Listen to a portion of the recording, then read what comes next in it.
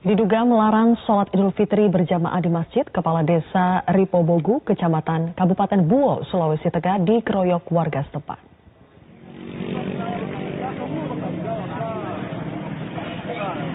Meski tidak melakukan pembubaran paksa saat sholat Idul Fitri, Kepala Desa Ripobogu menjadi korban pengeroyokan warga. Usai sholat Idul Fitri, Kepala Desa Ripoboguhan yang ingin bertemu dengan imam sholat dan penyelenggara serta mengupayakan diskusi bersama dengan warga.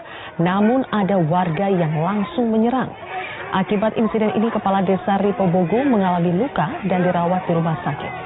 Sebelumnya ia melarang digelarnya sholat Idul Fitri karena daerah tersebut termasuk zona merah penyebaran COVID-19.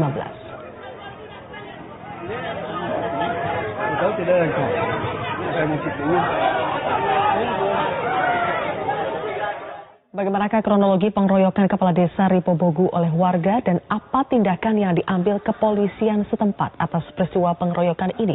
Sudah bergabung bersama kami Kapolres Buol AKBP Wawan Sunar Wirawan.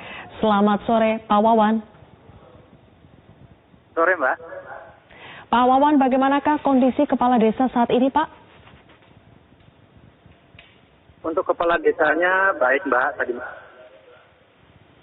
mengalami luka apa saja Kepala Desanya Pak? Kalau Kepala Desa hanya memar Mbak. Bagaimana Pak?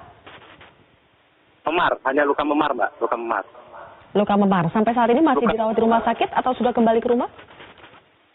Kembali Mbak, tadi malam juga ada seharian kemarin, satu hari kita laksanakan pemeriksaan terhadap korban maupun juga terduga pelaku sampai dengan malam hari Pak. Oke. Pak Wawan, sebetulnya kronologi peristiwa pengeroyokan terhadap Kepala Desa Ripobogu ini seperti apa? Baik, jadi himbauan pemerintah dan sudah kita laksanakan Mbak. Kita inventarisir dan ditegaskan tentang kamera. Sudah beberapa hari gugus Musfikat sudah melaksanakan sosialisasi, termasuk pada masjid Al-Hikmah tersebut. Nah, pagi hari gugus sedang melaksanakan patroli di zona ini. Terima informasi dari masyarakat kalau masjid ini melaksanakan kegiatan. Lalu didatangi masjid ini.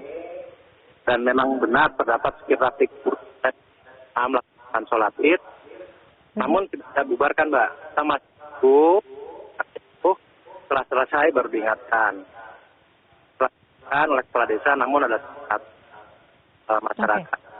Ya. Pak Wawan, mohon maaf ini suaranya agak terputus-putus terdengar ya Pak. Tapi saya ingin memastikan, jadi sebetulnya Kepala Desa ini datang setelah sholat id digelar, dan itu berarti tidak ada pembubaran sholat id oleh Kepala Desa atau bagaimana Pak? Oh, saya kan tidak ada pembubaran Mbak. Jadi saya sampaikan bahwa ada informasi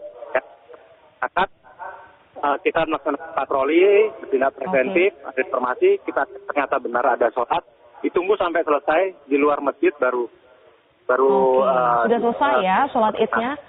Lalu apa Pak yang memicu pelaku akhirnya mengeroyok Kepala Desa? Dan sekarang apakah sudah ditetapkan sebagai tersangka pelaku pengeroyokannya? Sudah Mbak, kita sudah mengamankan kemarin, kita periksa sekitar 20 yang diduga pelaku, namun yang masuk unsur hanya 13. Dan sudah kita laksanakan diamankan di Polres Mbak, karena mengingat di sana zona merah. Protokol kesehatan kita tetap koordinasi dengan pemerintah kabupaten untuk dilaksanakan rapid test terhadap karena antisipasi penyebaran virus malah di dalam kita sendiri nanti. Oke, rapid test ini dilakukan kepada terduga pelaku saja atau kepada seluruh jamaah yang hadir pada saat sholat id itu Pak? Sementara yang ini dulu Mbak, yang disangkakan Mbak. 13 orang yang sedang kita periksa. Sekarang statusnya sudah menjadi tersangka, Pak? Sudah naik sidik, Mbak. Sudah. Oke. Pasal apa yang dikenakan kepada para tersangka ini, Pak? Kita mengenakan pasal 70, Mbak. Penganiayaan secara bersama-sama.